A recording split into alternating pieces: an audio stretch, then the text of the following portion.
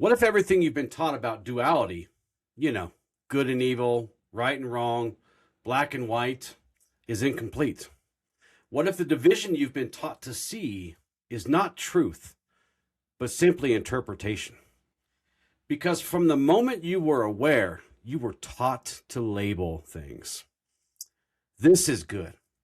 That is bad. This is right, but that's wrong. And without realizing it, you begin to divide reality itself. But here is the question. Has that division brought you clarity or conflict?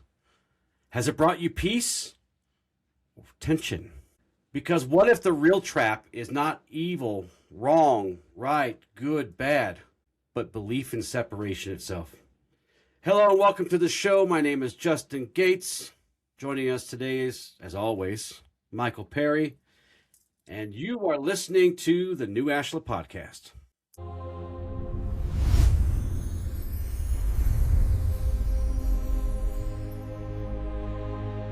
Hello and welcome to the new Ashla Podcast. So happy that you're here with us today.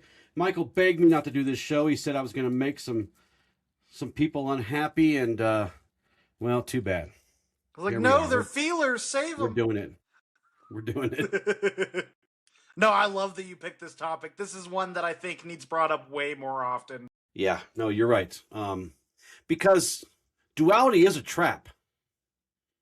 Duality keeps us trapped. What we're talking about today is duality in all its forms. And we see this mostly as right and wrong, good and evil, heaven and hell. Boy, that was one that pissed him off. But but most people move through life inside think of it like a binary framework, right? Black and white things like good and evil, good versus evil, right versus wrong, us versus them. That's a big one. We talked about that in the last show. And this show kind of just picks up the ball where we dropped it with the last one, doesn't it? Yeah, seriously though. So, and this framework becomes literally a lens through which we interpret everything, right? But for us, these things reveal to us as illusion, right? Not because harmful actions don't exist or wrong actions don't exist or, right, separation doesn't exist sometimes, but because the labeling of reality into opposing forces creates great distortion, right? Very much so. You know, one of the ways I look at this, and this might not make sense to those listening until we get further into this, but I look at this in one word: preference. Yeah. We try so hard to categorize everything because if we can do that, then we know if it's for us, if it's against us, if it's something that makes us happy or it makes us angry. Like a great example, music preference, right? We all have our preferences, those genres we can't stand, the genres we love. And when we do that, that preference, it closes off so many doors to us, especially when we start building on those layers, one after another. Right. Yeah, and if we're not careful, as our teachings dictate, our philosophy says that these kinds of things is a fragmentation of our consciousness. Because when you divide reality, you are dividing your perception. And when perception is divided, so are we, right? The light doesn't operate in division. It is whole. It has integrity. That's what we try to mirror ourselves. It also operates in coherence in an alignment with all things, right? That's what we try to do too. So, for example, what most people would call, evil, a lot of times it's just a misunderstanding or a misalignment with another person's being, right? Or, as we'll get into a little bit later, an unconscious expression, a reaction.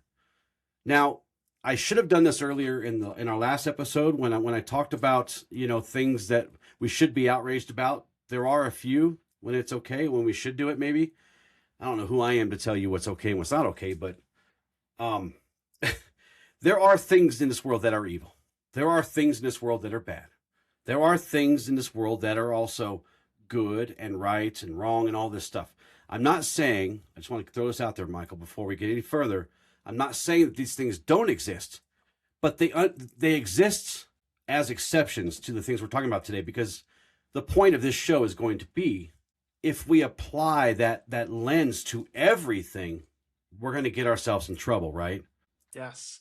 Well, and I think an important note with what you're saying here is as we dive into how good and evil are not necessarily true things, there is a level of sovereignty we all have in our lives to declare what is good and what is bad, and Yes. to act with an alignment of our own values instead of becoming heathens.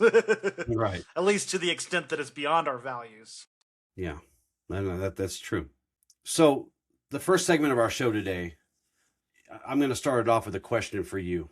Just because our mind and our being may feel or be fragmented, does that mean that reality is actually divided and fragmented too? Not at all. Not at all. Our own maps we project onto the world, yes, it helps us make meaning, it helps us connect dots, and half the time we do that, those dots aren't even there. I mean, I'm not saying that there isn't such thing as coincidence, that there is something beyond that, but we have a tendency to paint the world in the image our mind creates and not as it is. Right. Right. And then get confused when we have moments of clarity, right? Almost stumble into clarity and go, what the hell's going on? That's what this show's all about, really. At the bottom line, right? To help you learn, help you build awareness so that you can consciously navigate things. All the crazy, all the good, all the, whatever. So the mind, it categorizes, right? It labels things. It separates things. It divides things. This is part of how it makes sense of the world, right? Because we have all this stimulus coming in at us. Even without all the news and all the notifications and stuff, just a natural world brings in all these different things, right? All this stimuli. And at some basic level, this serves a good function. It helps us navigate, right? It helps us decide and respond. But what this mechanism is good for, it can also distort how we see things, right? Yeah. I think of the reticular activating system, the RAS in our minds. So it's that whole concept of if you buy a new car, you see that car everywhere now. Right. Your mind will decide, whatever you decide to put your mind on, it will search for outside of yourself. And it will find ways to make it your reality. If you feel you're a victim, if you feel people are judging you all the time, your mind is going to look for every piece of evidence that is the truth. Right. And it's important on what we train these systems to do, because it takes work to train them out of them, to not allow ourselves to create a framing of the world where we're constantly seeking danger, we're constantly seeking transgression, we're constantly seeking unethical behavior. Mm-hmm. Yeah, we're just looking for all the stuff that we've labeled. And whatever energy we put to that, that's what we're going to focus on the most, right? Because you're right. The moment something is labeled as evil or wrong or bad, the process of understanding, especially if it's done reactionarily, right? The process of understanding will stop. We stop right there. It's already been labeled, automatically labeled. We don't even put it through a conscious lens anymore. Because you're no longer observing, right? You're just simply concluding everything. That label becomes a lens and everything is filtered through it. So from there, rejection follows, right? As long as you've been told, and this ties in so well to the outrage show. Like this wasn't planned at all, but this really feels like a continuation of that. It did, because as soon as we automatically label something, especially if we label it, bad, if it's in that negative connotation, we will reject it. We will repulse it. We'll push it away. We will resist it at all costs. But in that resistance, separation is created, isn't it?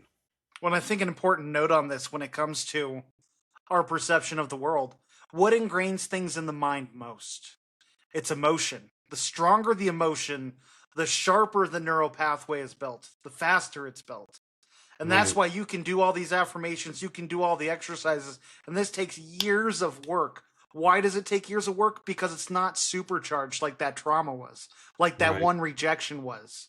That supercharged energy created a definition. Now you're trying to rebuild and create a new model for your mind. Right.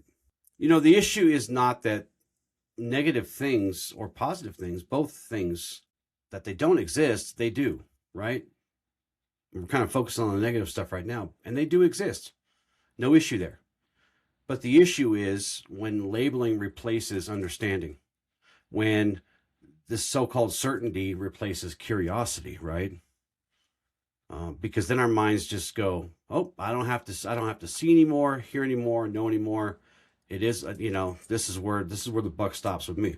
And you stop seeing things, you stop observing things, you stop participating in things, really, right? You gave me something to think about right there. I haven't contemplated that, but certainty being such a driving force behind this, as far as creating that definition and making it solidified in our minds. Right. I mean, how many of our biases and our opinions are from that? Are from certainty, at least in our own minds. Right. Well, yeah, it's certain for us, but it may not even be real. Right. That's the biggest problem. This psychologically, this system is good for us in a way because it simplifies things that are complex, which is like we talked about in the last show. But like all things, it comes at a cost because you lose nuance, and certainty replaces curiosity, as I said. And once that takes over, though, the mind stops exploring. And of course, spiritually, this is where misalignment begins. The universe operates cohesively as one. Paradoxes exist together to make a whole. But the dual thinking in the mind gets us in trouble, right? It does. Because really, the universe doesn't operate through this rigid division. Again, like I said, everything's coherent. It reveals what is. Just what is, simply. This is what it is, right? Not just what is comfortable for us to believe. And when we divide things too quickly, we move away from clarity and move into distortion. There's an axiom that I want to tie into this first segment, and it's if you realize that all things change, then there's nothing for you to cling to, right? And I like this one because, yes, labels create a fixed mind, a fixed, hardened mind, right? That's what they do. This, Michael, you were this. Michael, you were that. Heather is this. I'm this. This goes back to that book that we promoted last show, where it's like we stop looking at people like people and we start looking at them like things or like labels, right? But labels are fixed. Reality, the universe, is fluid. And clinging to rigid definitions of things creates illusion. Labels can create a sense of permanence, but once something is defined, the mind treats it as fixed, right? But reality is not fixed, not like that. It's always moving, it's always shifting, it's always evolving, right? Yeah. What would you say for the listener out there? What are the most dangerous labels to have out there that distorts reality the most? Putting harmful things after the statement "I am." To me, that's like, I am. I am stupid, or I am this, or I am that. And I won't go into it because I don't want to program myself, but I think you get the point, right? Those are the worst kind of statements that you can make. Any kind of untrue or negative connotated things after the statement "I am," because I am is the creator. That's what I believe anyway, right? So anything you say after "I am," if you say it enough times, you'll start to resonate with that. And if you start to resonate with that, then there's a good chance you'll start creating that in reality for yourself. So better to put good stuff there, right? One thing I'd even piggyback off of that is also with other people. This person is evil. This person is bad. This person is stupid. Not only are you breathing those words into their life, but you're automatically restricting your own perspective of someone who could be completely the opposite of the projection you put on them. Well, yeah. Not only that, but you're also programming yourself. Your subconscious mind doesn't know who you're talking to. It thinks that it believes it is the only thing in existence. So everything you say potentially can be programming yourself, even if you're saying it against someone else, even if they deserve it, right? Doesn't matter. You should be impeccable with your word, because you might be programming yourself, because your subconscious doesn't know the difference, right? And it has no sense of humor. And it doesn't understand sarcasm. It doesn't understand any of these things. It just does what you tell it to do. And if you tell it to do enough things, right, that's what it's going to start doing. Which which is kind of cool, but it also kind of sucks. We always got to be careful what we say, right? But that's where responsibility comes in. Yeah, we are responsible for what we do and what we say and what we allow to enter. Being impeccable with your word. You have to be. I'll tell you what, the one thing that keeps running through my mind as we're having this discussion, the book, The Four Agreements. Yes. All of these beliefs, all of these labels are all silent agreements we make with ourselves on how the world operates and how other people do, how we do. Right. Yeah. Yeah. And that's what he teaches in that book. It's you be careful what you say, because you're talking to yourself all the time. You know, we may, in our perception, I'm talking to you right now, but everything I'm saying, my subconscious is recording, right? It's taking notes of it. So it's really important that I always say things that are true, or else I'll start getting myself in trouble, right? Now, I can do the things you say to me don't necessarily have to get in there, right? Not only am I being impeccable with my word, because I don't want to put that in myself, I want to be kind to you and to whoever else I'm talking to. I'm still going to be truthful, right? But what you're saying to me, I have to accept that first before it becomes a thing, right? That's what sucks about the subconscious. Everything we say, potentially. I'm not saying that everything we say, because I don't know for sure. But I'm telling you, it's potentially everything we say is going back into a loop. And if we say it enough times, especially if we say all the, saying the bad stuff a lot, is not good for us. So, right? Well said. But this axiom kind of reminds us that if we are doing these things, if we're labeling things in this way without allowing ourselves to stay open, it locks our perception. I think you kind of alluded to that earlier. Our perception is locked, and we stop updating our understanding of things, right? Because the conclusion has already been made. We flick on the autopilot switch, and that's where it goes. But this is where illusion forms, right? This is where it starts to cloud our judgment. And it's not because reality is confusing or unclear, but because we're holding on to something that no longer reflects reality. The more we do it, the further away we get from the ground, right? Walk us through a little bit deeper into this cognitive categorization that we do. Why it's good for us, why we do it maybe, and how it can benefit us, but how it can also hurt us. Yeah, no, I mean, we are designed to have this where our minds are constantly on the alert, and I don't mean hypervigilance. I just mean we're constantly analyzing the world around us, whether it's our daily lives, our work, our families, whatever we're getting involved in. And so our minds are structured to try to categorize as much as possible and to simplify life so that we can focus on the tasks while being alert. The best example of this is when you drive home from work and all of a sudden you get home and you don't even remember the drive.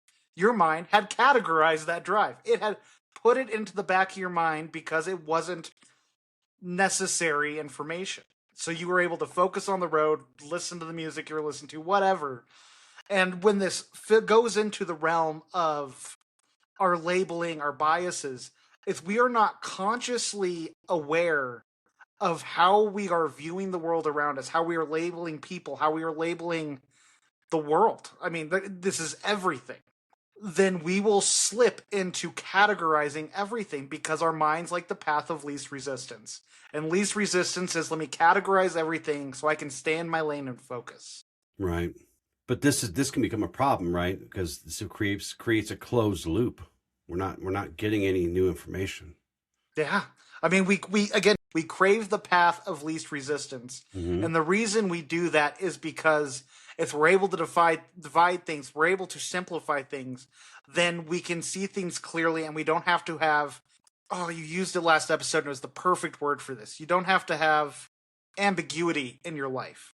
Mm-hmm. Because ambiguity is something that requires conscious effort. It requires taking in more information. It requires a lot of work. And it can become detrimental because the more we allow our minds to categorize everything, the more we allow people to be seen as enemies, the more we allow to see bad in the world, the more our minds will just start doing it on its own because, hey, they don't really care about this information. I'm going to keep labeling these things as this so I can keep focused on watching my Netflix. Right. And before you know it, you think everyone's evil, and you hate the world, and you see Right. everyone as an enemy. I mean, it can be so dangerous when we allow our minds to be what drives us, because so many of us are so over-identified with our thoughts that we don't realize that we're not the observer of our thoughts.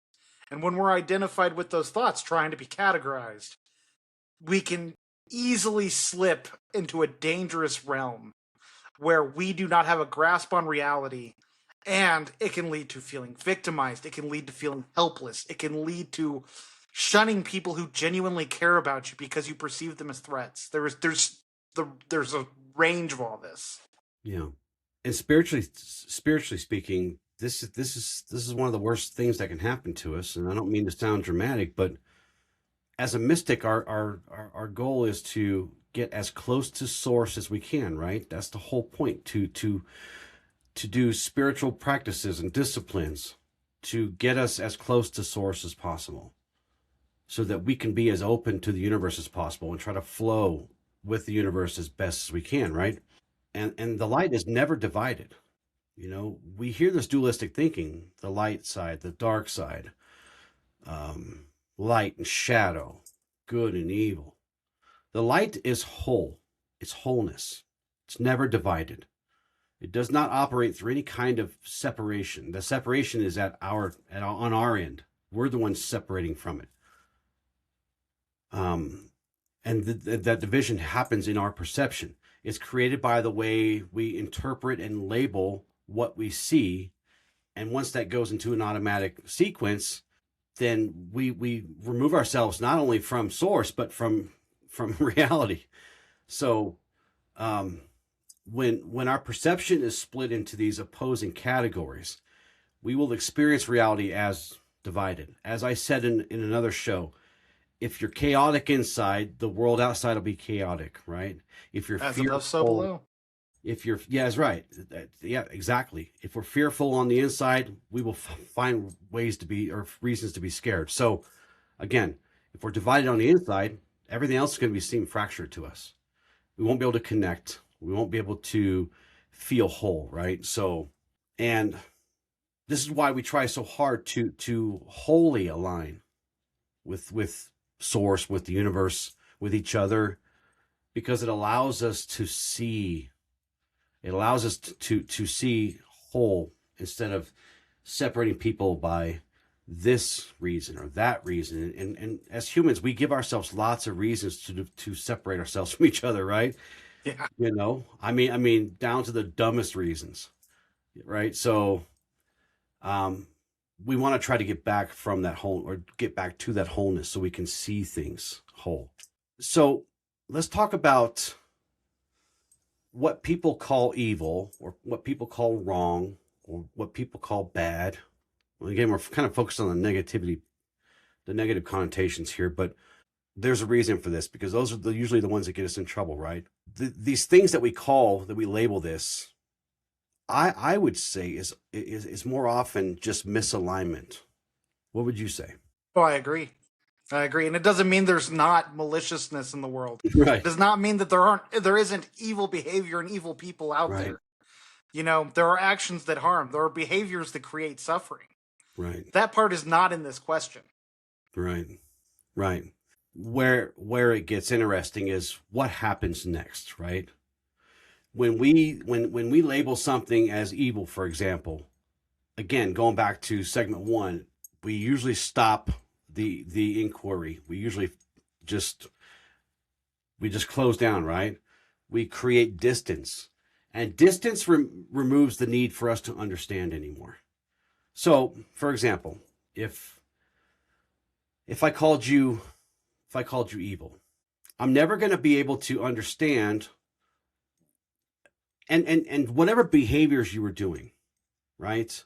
And I won't use evil, because I mean, it's kind of hard for me to call you evil. You don't do things that are evil, but let's say maybe I have a higher moral standard than you, right? And I say, Michael, you're bad. You're wrong. You're wrong for believing that. Now, if I say that, I'm not even going to get a chance to hear or see or expand my understanding of maybe you're not doing something wrong. maybe just my perception is limited, right? So, or if you're exhibiting some behaviors that bother me. So if I just say, dude, you're wrong, I won't be able to ask you, what are you doing? Why are you doing it? What caused this? What has got you out of whack, right? You don't normally act this way. Because the initial response that I had is already an absolute rejection of your behavior, but also of you completely as a human being, as a person, as whatever, right? And that rejection slams the door shut, right? Just slams it right in your face and right in mine. You know, I can think of a couple examples that I know will resonate with the listeners out there. When you're at a grocery store and someone is just irate with the cashier, and they are just so frustrated and they're trying to get through and they leave. Who's to say they didn't just lose their kid or get in a horrible accident or went through some complete loss? You know, someone cuts you off in traffic and you get automatically upset at them because that person just did this. They didn't care. They're reckless. They might have been rushing to the hospital. Right. You know, there's all these little moments where these judgments come up, where we label people. And it's in those moments is where we need to give that grace, because we don't understand what that person is going through. You know, as you're talking about how you might catch me in this moment of poor conduct where I'm upset, I'm knocking things off the counters, I'm frustrated, and that you come in and see that, and it's like, this dude has problems. He has anger issues. And it's like, little did you know, I just lost my dog and stubbed my toe. I don't know. I'm giving examples here, but but just right along the lines of what you're saying, we want to classify things, especially when behavior triggers us, because often that's the biggest root there. You know, we cut someone off one day and we got an accident. So now we judge anyone who cuts people off. Right. You were angry and hurt someone's feelings, and now you're really opposed to anger. Someone gets angry, you feel that shame inside, and now you're judging them with that same shame you felt for yourself. Yeah. Yeah. Because the moment that we replace curiosity, understanding with just an outright rejection, we lose the ability to transform not only how we look at things, but potentially what we're looking at, right? So, and when we do this, we limit our ability to see cause and patterns, even within ourselves, right? It's in these moments where something upsets us, or something annoys us, or something the heat gets turned up, right? That's our best chance to grow, is it not? As we say all the time, right? Those are the best moments to grow. So if we simply slam the door on it, nothing's going to happen. Nothing's going to change within us. We're not going to grow, right? We're just going to grow in that pattern. We might feel comforted in the moment. We might soothe that irritability that comes up inside ourselves. But triggers are the greatest blessings we can have to start figuring out where we need to do our work. What do you think of the axiom I picked for this segment? The highest virtue is to act without a sense of self. How do you think? Amen. Oh, it's so perfect. Right. The ego needs needs definition. It needs to position itself as right. And to do that, sometimes we have to separate ourselves from others, or put ourselves above others, right? Or sometimes put ourselves below others, as opposed to, something else. But labeling and judging reinforce that position, do they not? Yes. That gives us that creates the need for us to identify through difference or with difference, rather than just existing at the same time with somebody else or something else. Well, it comes back to that whole concept. Our minds just does everything it can to not be the villain in our own story. Right. And when we go on our way, or when we automatically label things like evil, bad, wrong, whatever, it's not the ego. It's not that the ego is not just identifying it, but it's also defining itself in relation to it. It becomes not that, right? It becomes the opposite. And all this does is create more separation and strengthens that. But acting without a sense of self does not mean that we lose our discernment, right? This is when we must put discernment first. It just means, and when we do this, we're no longer filtering everything by identifying with everything. We're separating ourselves in a good way that way, right? We're not just reacting to defend our position on something, because we could be wrong. Happens all the time to me, but I won't defend. I these days I don't fight to make myself feel right or whatever.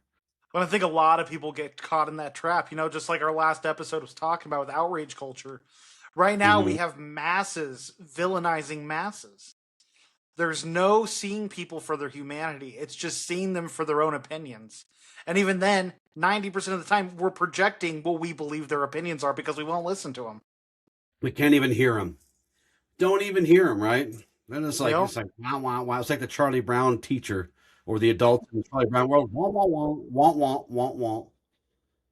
And right, how can you even know a person's position if you don't listen to them?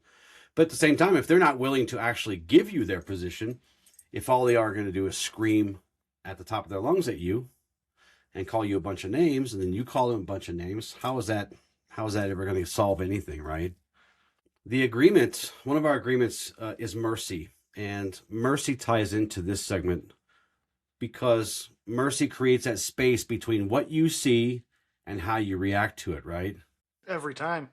How does mercy buffer us here? Mercy is what makes room for ambiguity. Mercy is the thing that allows us to pause, allows us to reflect, allows us to step away from what we see as bad and see the humanity that lies underneath. Not just a thing, but a person, right? Yeah. A human being. Yeah. Yeah, mercy helps us with that. Because with mercy, there is that pause. But not to excuse those things that are harmful or those things that are malicious or those things that are evil, right? The pause so that we can look deeper into it. Exactly. To investigate what is driving this. How and what is misaligned here? What can I not see, Michael? What can I not see? There's got to be something here that I can't see, right? Why are they acting like this? Why are they doing this? Now, again, if they're doing some very, very malicious things, they should be, apprehended and locked away. I don't know any better way to do it. I don't think anybody's figured that part out yet. But not all malicious things, or not all behaviors are truly evil. Not all behaviors are truly bad, right? They could just be, I don't know. It could be lots of things. I don't really want to go down this rabbit hole today. But we would just be listing, it'd just be me dictating people's morality, right? At this point, if I could just list, okay, guys, this is all the good stuff. This is all the bad stuff. I'll never do that because it's difficult for me to, from my limited perspective, to tell anyone else what is right and wrong, especially morally, right? So I try to avoid those rabbit holes. Because you step off in them and you just break your damn ankle. That's all that's going to happen, dude. Because you're going to leave something off the list, and then you're going to have a crowd of people with torches and pitchforks over here, or you're going to put something on the list, and these guys over here with torches and pitchforks, they're going to come at you from this side, kill the monster, right? So, no. One important thing. You guys out there get to decide what you think is right and wrong. I'm not going to be the judge for you here. I think an important note on mercy, because we have two types of listeners. We have those who are quick to heat up, quick to act. We also have those who show mercy to everyone, even those who hurt them. Yeah. And one thing I want to say to you is, if you feel like this isn't resonating with you so much right now, when it comes to mercy and you always giving people the benefit of the doubt, you being understanding, you trying to understand people always, maybe the mercy isn't necessarily as intended for those around you as much as needed for yourself. Right. Because that's where I was. That's where I came from. I always tried to understand where people came from. And it was something that it allowed me to build good, strong connections. It allowed me to not get heated in the moment. But it also cost me something. And that something was myself. So just be mindful. If mercy is something that you feel you have an abundance of, maybe it's yourself you need to give that mercy to. Right. And really, probably one of the most important things is that it helps you build strong boundaries. Yes. That is the empath's number one mission on this lifetime, I believe. Yeah. Build boundaries first, freak out about everything else later, right?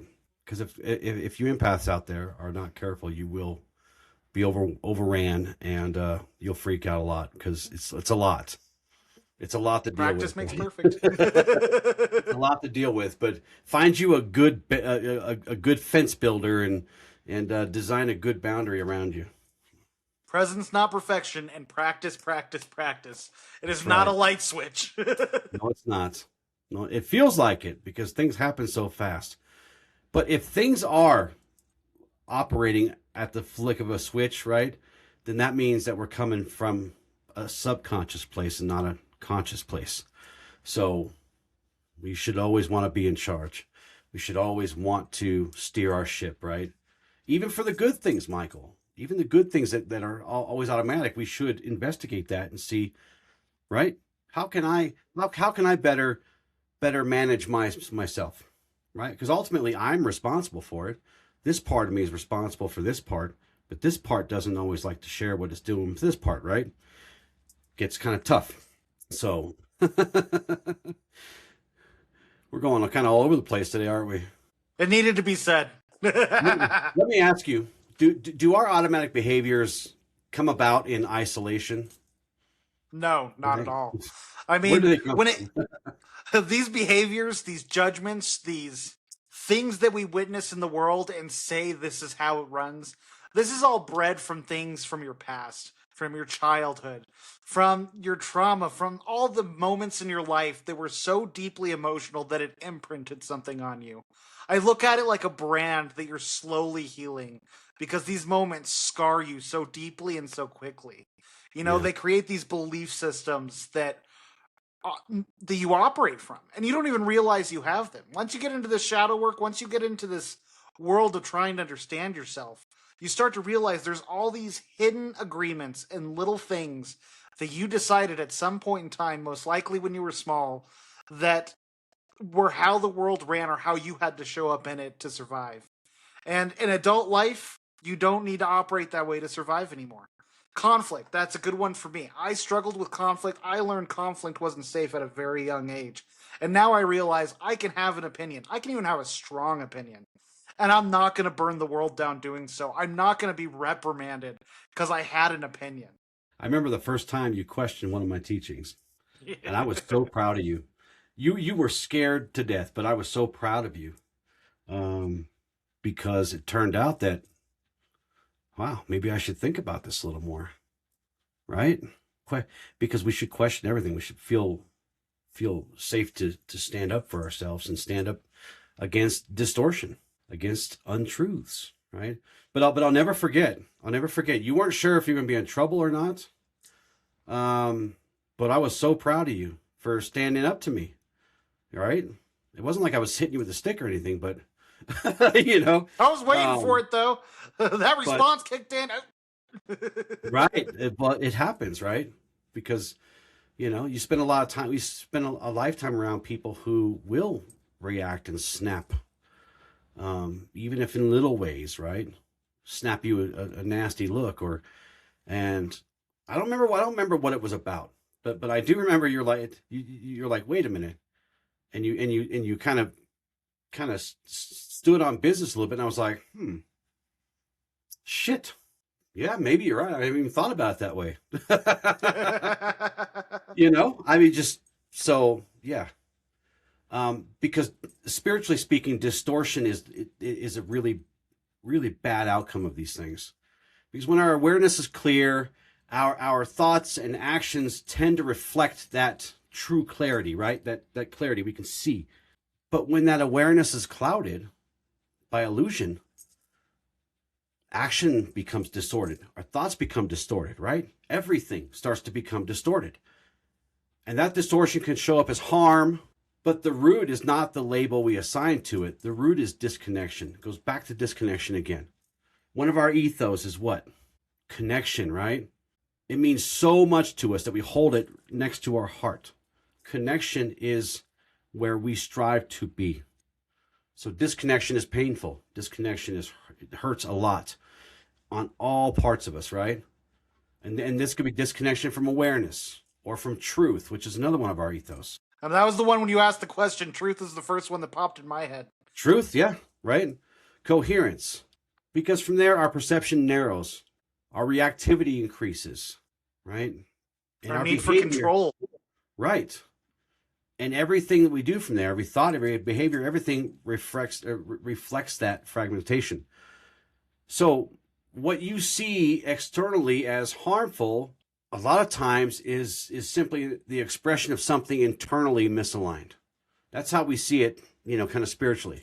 Not necessarily in essence, but in awareness, right? And this is why we always kind of link psychology and spirituality together a lot on this show. I don't know if anybody ever kind of got that, but we really do, because there is a very strong bridge between the mind and the soul. And that's really kind of the point, right? Yes, the body's important, but the mind and the soul often drive everything, right? We try to make it a point to bridge those two things so that they can kind of work together so that the rest of us kind of falls in line.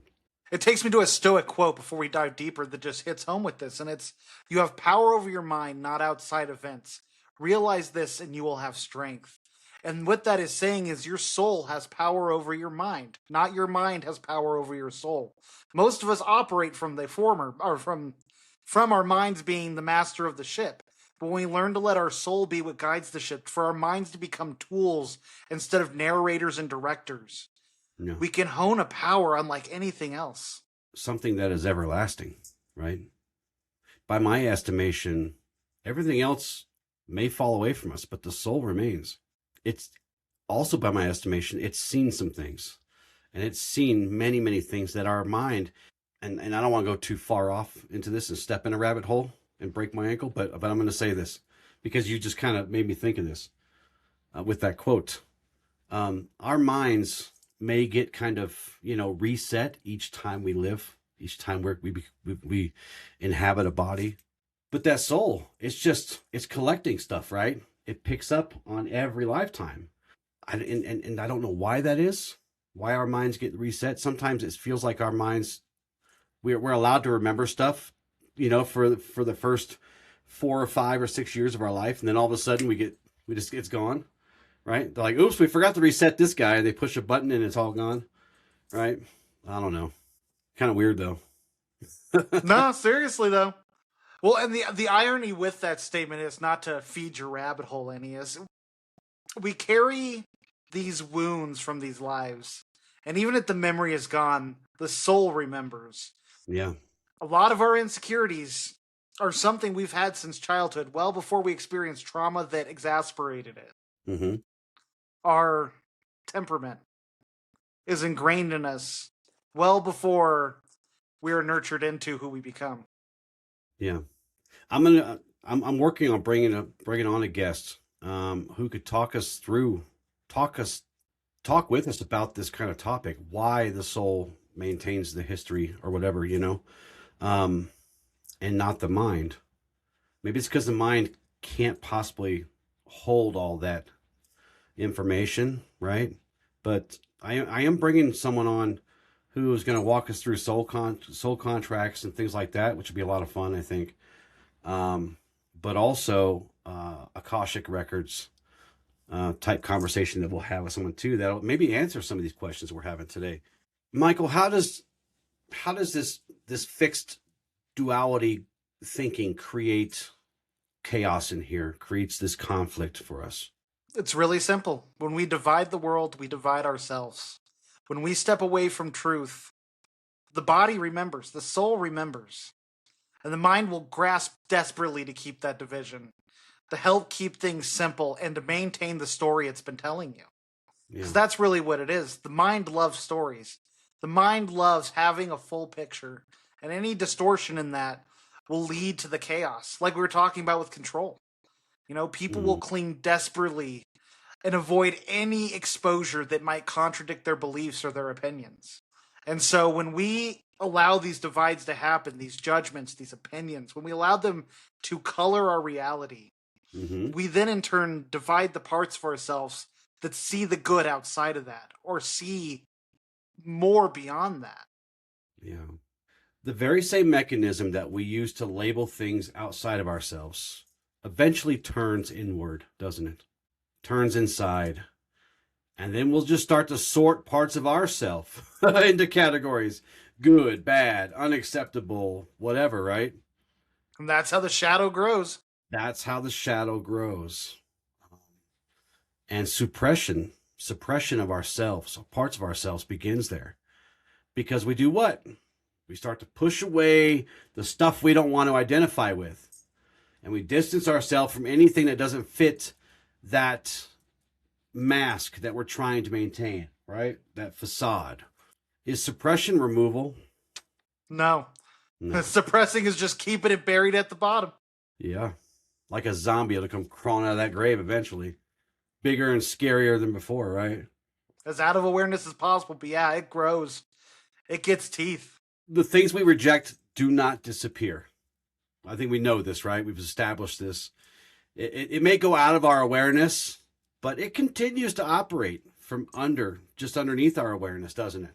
And it will influence your reactions. It will influence your patterns, your behaviors, and without any direct involvement. You've moved it from here to here now, where it's just going to keep on rolling, right? Yep. I know. I think of Michael Singer. He's one of my favorite spiritual leaders. And one of his biggest teachings, and I love this description, is exactly what we're talking about. The path to consciousness, the path to wholeness, is to slowly peel away all of your preferences, all of these identifications. The more you can get rid of these, the more whole you will become. Mm-hmm. I don't know why I had to give a hand motion with that, but it worked. Do it again? I missed it. Were you peeling an orange or something? I was peeling an onion. An onion. Ogres are like onions. I fought so hard not to say that. I see how it is. Are you calling us ogres, Michael? I'm not calling me an ogre. Just saying we all have layers. We all have layers. Well, we all have layers like ogres. Axiom of light. Once a truth is learned, it cannot be unlearned. And this is where we start to move ourselves away from this, right? Because there is a point where you begin to see your own fragmented self. And you'll see it clearly. Not just as some abstract idea, but as something that we're actually directly experiencing now, right? We start to notice the conflict within. We start to notice that we're suppressing parts and avoiding certain things like the plague. And once you know better, you must do better, right? Once you cannot unsee it. I think what makes this so powerful, I remember the moment, I refer to this moment as when my mind snapped. When all of a sudden, I was seeing myself clearly. I was seeing the fragmentation of my mind. I pictured it like a puzzle in my brain exploding. And I saw all these coping mechanisms, all these insecurities I was running from, all this pain I was shoving down. And I remember when I finally had that awareness, when I saw that, there was no returning from it. There was no unseeing it. You know, we talk about often on here how a lot of spiritual people talk about taking the high road, living your best life, and they really skim over this stuff. But I think that's why so many people wind up depressed in the healing scene, in the spirituality scene. They get there, they see it, they can unsee it, and then they try to run from it again. But now they're consciously aware of it, which is just a death spiral without proper mentorship. Isn't that right, Justin? That's right. That is right. Yeah, because, I mean, once you recognize the shadow, it follows you in your face until you face it. Once you realize it's part of you, it's actually a part of you, right? Then you realize, I have to deal with this now. But we'll run from it. Even once we see it, we're like, oh, the hell's that? We'll run from it. It just grows and grows and grows until we're ready to, and we're willing to face it, right? Or it faces you. Because it'll show up in your patterns, in your relationships, in your life. And it'll just get louder and louder until either you let it consume you or you stand firm in front of it and you accept it and work with it. This is my favorite part about the light. The light does not select or pick and choose what to reveal, does it? It illuminates literally everything. Not just what aligns with the image that we want to maintain, our facades, But what sits beneath that? The parts that are uncomfortable, the parts that are unresolved, the parts that we hid away from ourselves. This is where most people resist, right? Not because the light is unclear, but because clarity requires them to see what they have been avoiding. It requires vulnerability, and almost everyone's afraid of that. But that illumination, Michael, is not a condemnation, right? It's exposure without distortion. It allows you to see what is present within you and around you without needing to divide it or fragment it into acceptable and unacceptable or good and bad and all these things. It brings what is hidden and avoided into awareness so that we can understand it, enter into relationship with ourselves, right? Yes. No matter how scary it is. Well, and even with the theme of this episode, there is no good and evil. That is the most important mentality you can have going into this. Because there are parts of yourself you want to condemn, you want to damn, you want to point out and say, I can't stand that you are part of me. But when it comes down to it, when we can look at it neutrally, without it being good or evil, we can give it tender compassion and see that it was just doing what it had to survive. Right. It did what it could with the tools it had. And no matter how messed up you are, no one is beyond redemption. But the first step in redemption is not getting it from others. It is getting it from yourself. A question for you, Justin. When it comes to someone who is listening, I'm sure there are plenty of listeners out there who have become aware, who have discovered these parts of themselves. What would your recommendation be for the first steps for them to take to start learning how to work with these parts? Sit with them. The same thing I did for you. Once you became aware of things, right? And I'm going to use your example. I hope you're okay with that.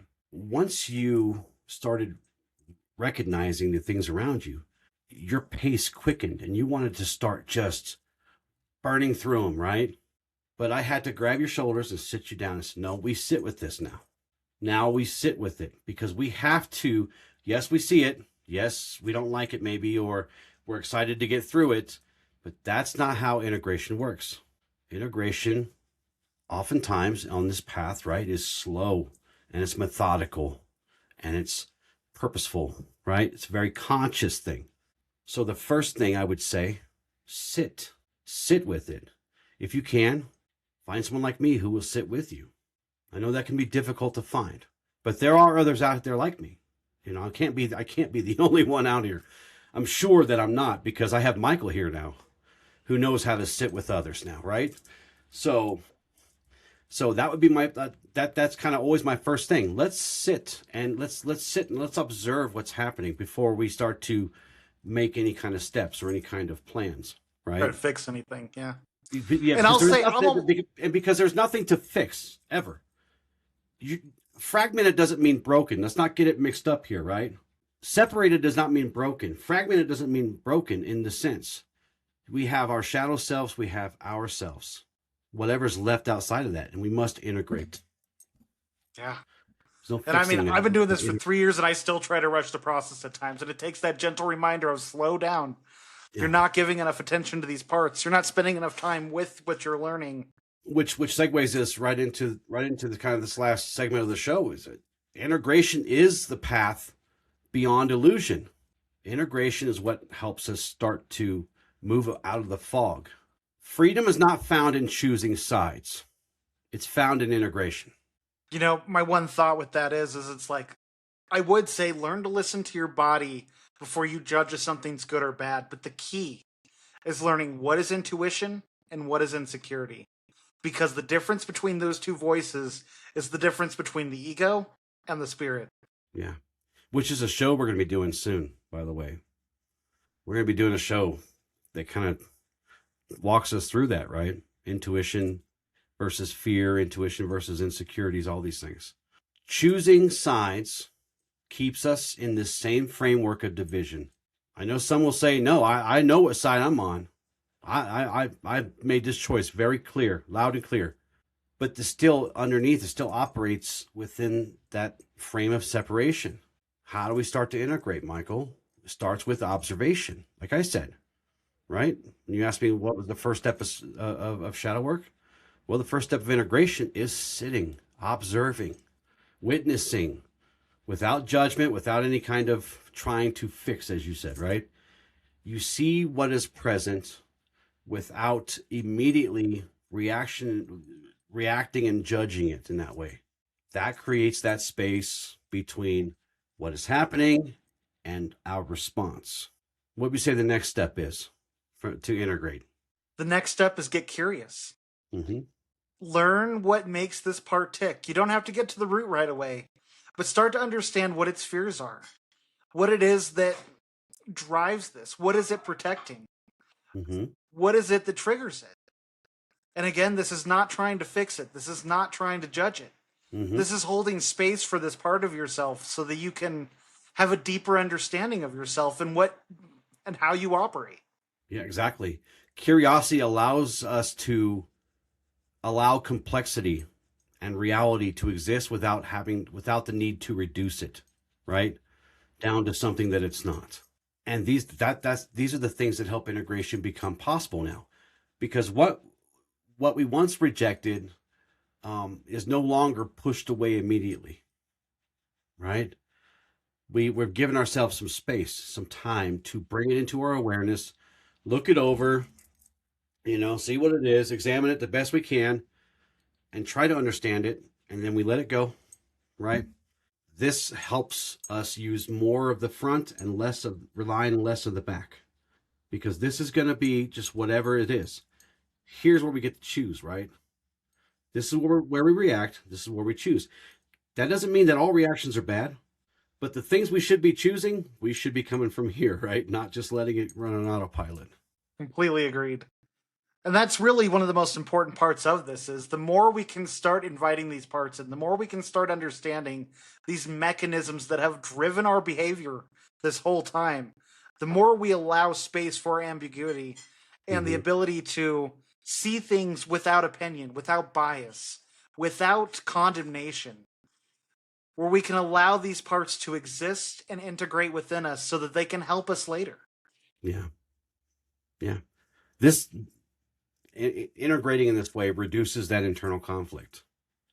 It reduces that distortion or misalignment spiritually, because you're no longer trying to manage a dozen different opposing parts. You are bringing them into relationship. You're bringing them into alignment, right? You're no longer divided within yourself on which part of me should perceive the world, right? Is it this part, this part, this part? Should it be my shadow, my this, my that? It should be you, the whole being. We'll see things more clearly, right? Now, it's important to note that this is when our discernment is at its best. It's where it's strongest. It's where it's refined, right? Because we can still recognize harm. We can still make choices and decisions and respond instead of react. But we're now no longer doing it from that place of reaction or that place of division. We're doing it from a place of clarity. Yes. And I'll say, as you start to do this work, as you start to discover more and more parts that drive you, the ones that are more obvious and the ones that are hidden in the background, that try to hide, that are being protected, as you start to get to know these parts, one of the ways I look at it is I have a table of managers. They don't run the show, but they give me feedback on how the machine's running and what's going on with the company outside of myself. Mm-hmm. And I listen to their input, all of them, the anger. I listen to the smallness. I listen to the excited part, the dreamer. I listen to the rational pessimist. And it's not that I take any of their perspectives as gospel, but it allows me to see things from multiple perspectives, multiple paradigms, and then I can make my own choice without letting any emotion run the show. Right. And that's why grace is important here, because grace removes the need to condemn what we are trying to understand, right? Without grace, what happens? Without grace, judgment comes in. Grace is the cure, because there are parts of ourselves that we loathe. There are parts of ourselves we can't stand to look at. And it's hard when you're looking at that shadow, you're looking at those deepest parts that you tried to shove into the background. It's hard to have grace for those parts.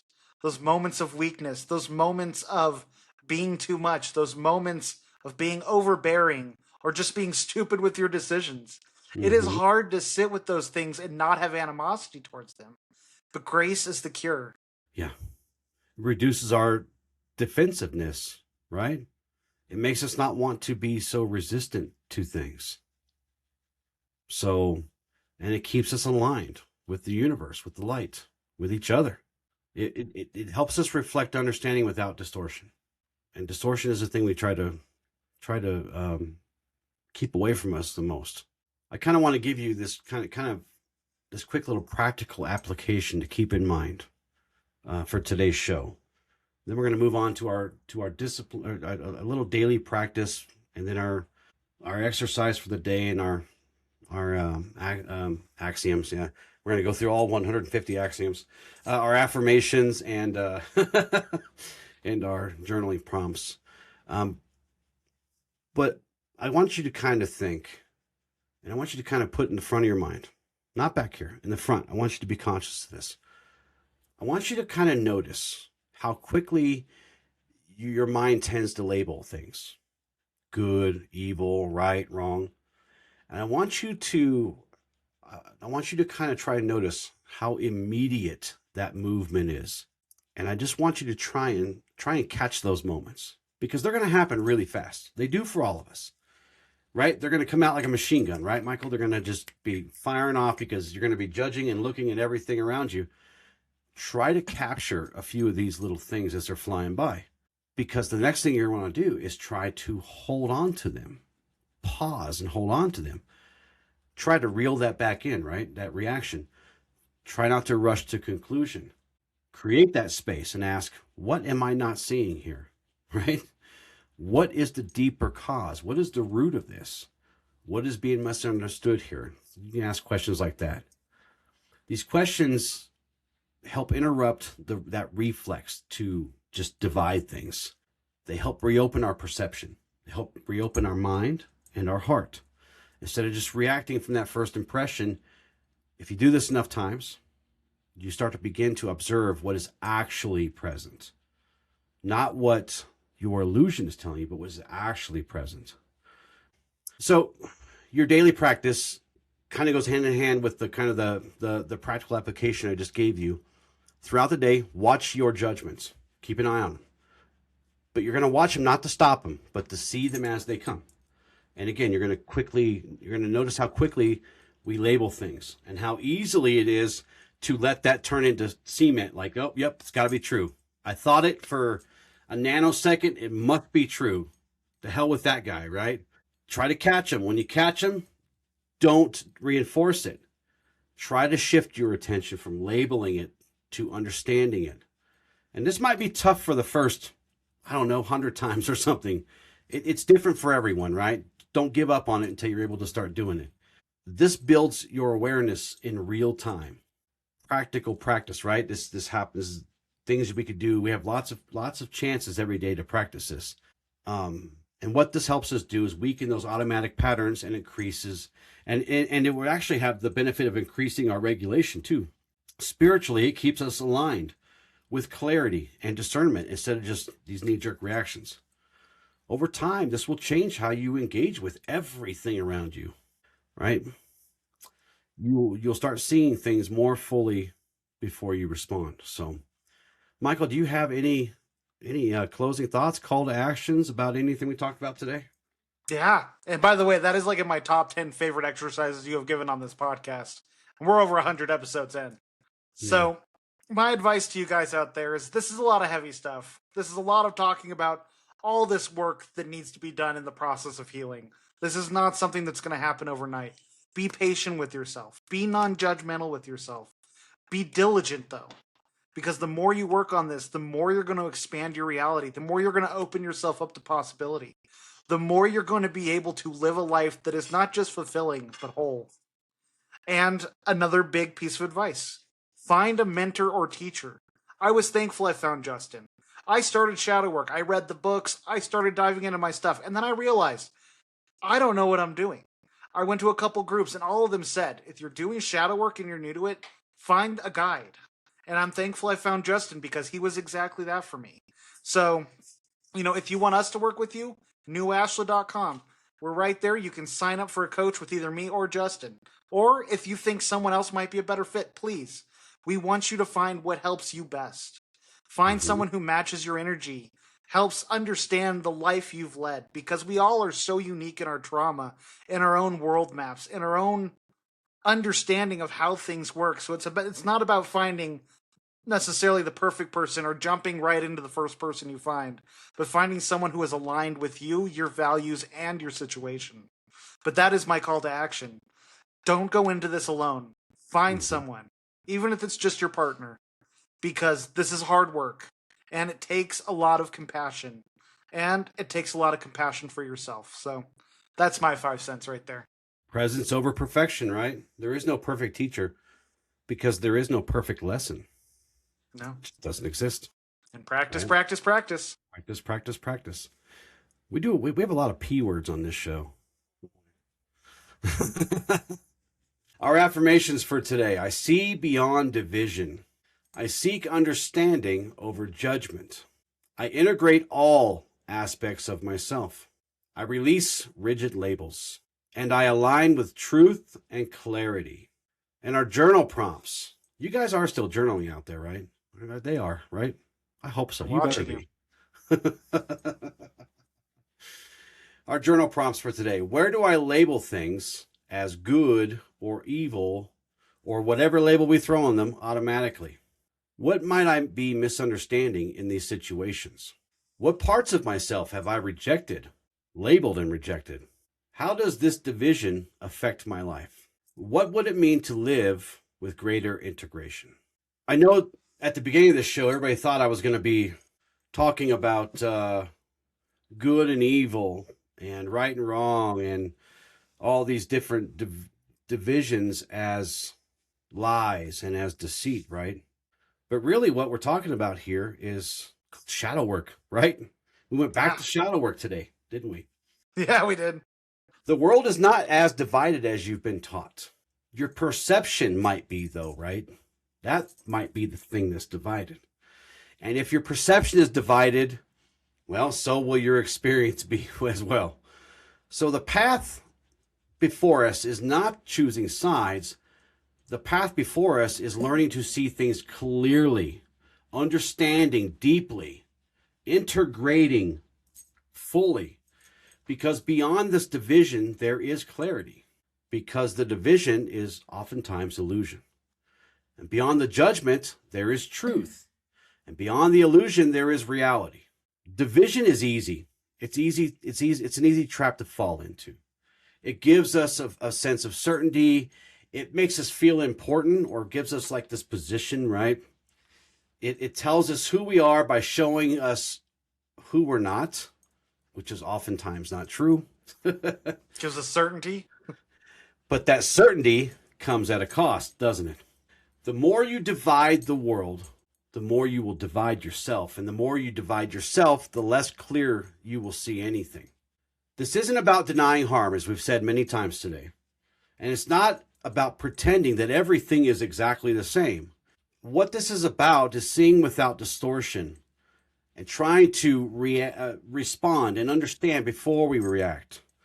Remaining grounded in clarity instead of being pulled into a million different directions all at the same time. This is where stability comes from. This is how we build our house on solid ground, right? This is where real strength exists. So as you move forward, pay attention to where you are dividing things too quickly. Notice where labels are replacing your understanding, where they are stealing your sovereignty, really. And in those moments, whatever you do, pause, not to avoid, but to see clearly before we move forward again, right? Step out of reaction and step into awareness.